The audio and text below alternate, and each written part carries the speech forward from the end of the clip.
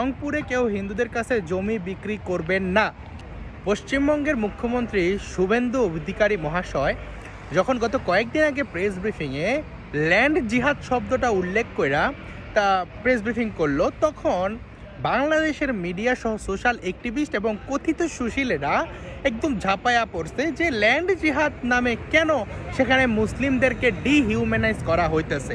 অর্থাৎ ল্যান্ড জিহাদ তত্ত্বটা থেকে এটাই বোঝা যায় যে হয়তো মুসলিমরা হিন্দুদের কাছ থেকে জমি কেনা নিবে পশ্চিমবঙ্গে, এই এমন একটা তত্ত্ব, এমন কিছু। এখন দেখেন, আমি এই জিনিসটা কোনোভাবে সমর্থন করি না, যে যার জায়গা কিনতে পারে যদি দেশের নাগরিক হয়।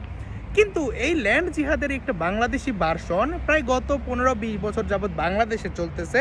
জানি না এর আগের সময় চলছে কি না, বাট আধুনিক বা ইদানিং সময়ে খুবই এটা প্রকট হয়েছে। যেমন কি দেখবেন, গাইবান্ধার ইস্যুটার সময় বলা হয়েছে যে রংপুরে কেউ হিন্দুদের কাছে জমি বিক্রি করবেন না, বলা হয়েছে কি না আপনারা বলেন।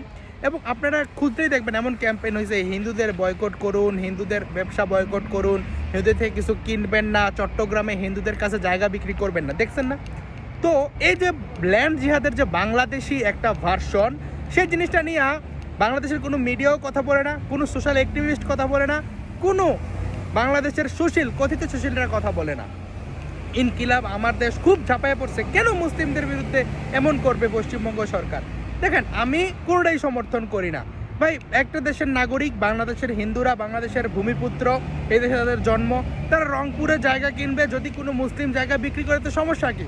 ক্যাম্পেইন কইরা আপনি তার ধর্ম পরিচয়ের কারণে তার কাছে জায়গা বিক্রি করতেছেন না, এটা হলো সামাজিকভাবে তাকে আপনি ডিহিউম্যানাইজ করতেছেন, তাকে হত্যাযোগ্য করে তুলতেছেন, তাকে ঘৃণিত করে তুলতেছেন।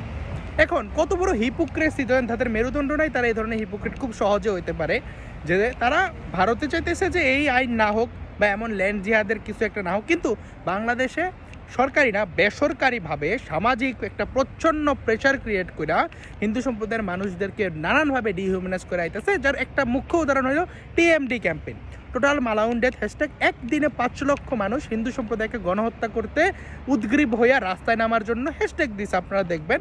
কিন্তু এর পিছনে ছিল একটা মহিবুল্লাহ হুজুরের চূড়ান্ত নাটক। তার ছেলেও প্রকাশ্য জনসভায় হিন্দুদের গলা কাটার জন্য হুমকি দিছে। এগুলো সব ডকুমেন্টেড, আপনারা ইন্টারনেটে সার্চ করলে পাইবেন। এবং যারা সার্চ করতে পারেন না, রেফারেন্স খুঁজতে পারেন না, তাদের কাছে আমার বোঝানোর কোনো দায় নেই। তো এই যে ধরেন কত বড় হিপোক্রেসি, আমি হিপোক্রেসি না। আপনি যদি বিশ্বাস করেন, দুইটা থিওরিতে বিশ্বাস করতে হবে, ভারতেও বিশ্বাস করতে হবে, বাংলাদেশে বিশ্বাস করতে হবে। যদি আপনি মনে করেন এটা এটা ইনহিউম্যান একটা ব্যাপার স্যাপার, এটা মানবিক না, তাহলে আপনি দুই দেশের জন্য বলতে হবে। গাইবান্ধায় যে বলা হয়েছে যে রংপুরে হিন্দুদের কাছে জায়গা বিক্রি করবা না, হিন্দুদের সাথে ব্যবসা করবা না, চট্টগ্রামে বলা হয়েছে, এই জিনিসগুলো বলতে হবে। তো ধন্যবাদ সবাইকে। ভিডিও ভালো লাগলে লাইক, কমেন্ট, শেয়ার করে পাশে থাকতে পারেন। এবং আমার আগের পেজে কিছু টেকনিক্যাল ইস্যুজের কারণে আমি এই পেজ থেকে এখন রেগুলার ভিডিও বানাবো, তো আপনারা সবাই ফলো দিয়ে পাশে থাকতে পারেন।